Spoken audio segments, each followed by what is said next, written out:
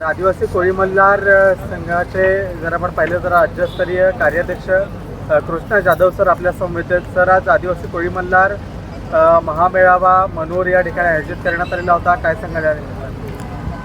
आज या ठिकाणी मनोर येथे आदिवासी कोळी मल्हार संघाचा 7वा महामेळावा यशस्वीरित्या संपन्न झालेला आहे. या मेळाव्याच्या अनेक वैशिष्ट्य पैलूपैकी एक पैलू म्हणजे या ठिकाणी कोळी मल्हार समाजाच्या गौर किंवा जिला इंदवी आपण म्हणतो, हे वैशिष्ट्य या ठिकाणी या सिम्बॉल म्हणून या ठिकाणी वापरलेलं आपल्याला दिसते. त्याचप्रमाणे आदिवासी कोळी मल्हार समाजाचं जे साहित्य आहे ते लिखित स्वरूपात नाही, जे आहे ते मौखिक किंवा तोंडी स्वरूपात आहे. तर आज एक त्याचा अपवाद काही वगळता त्याचा एक अंक म्हणून या ठिकाणी आज आपण प्रकाशित केलेला आहे.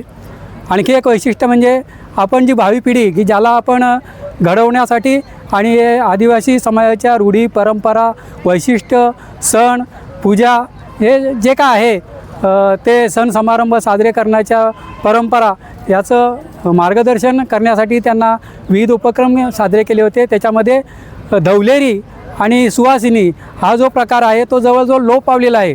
तर ह्या प्रकारातून या ठिकाणी जे सादरीकरण झालं ते एक त्यांना मार्गदर्शक असं आहे.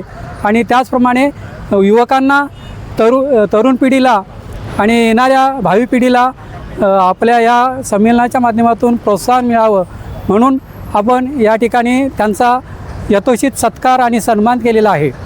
त्याचप्रमाणे आपल्या महाराष्ट्रामध्ये कोळी मल्हारी ही एकमेव जमात नसून तर एकूण 48 पैकी आता सध्या अस्तित्वात असलेल्या 46 जमातीच्या उपपोटजातीच्या सगळ्यांच्या विविध संघटना आहेत, विविध संघ आहेत, त्यांचे मेळावे दरवर्षी साजरे होतात. त्याप्रमाणे कोळी मल्हार समाजाच्या ठिकाणी मेळावा साजरा झाले आणि त्याच्यामध्ये सगळ्यांनी सांगले की आपण सर्व उपजाती आहेत, पोटजाती आहेत, त्यांनी सर्वांनी मिळून एक महासंघ तयार करावा आणि आदिवासी समाजावर जे अन्याय होत आहेत त्या अन्यायाविरुद्ध प्रतिकार करण्यासाठी एक शक्ती उभा करणारी हा निर्णय या ठिकाणी झाला आहे.